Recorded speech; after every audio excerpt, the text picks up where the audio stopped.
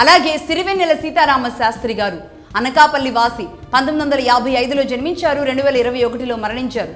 తెలుగు సినీ గేయ రచయిత, అలాగే కవి. అక్షరాన్ని ఆయుధంగా మలచి సామాజిక చైతన్యాన్ని, అలాగే తాత్వికతను, భక్తిని, శివతత్వాన్ని కూడా తన పాటల్లో నింపిన ధీశాలి.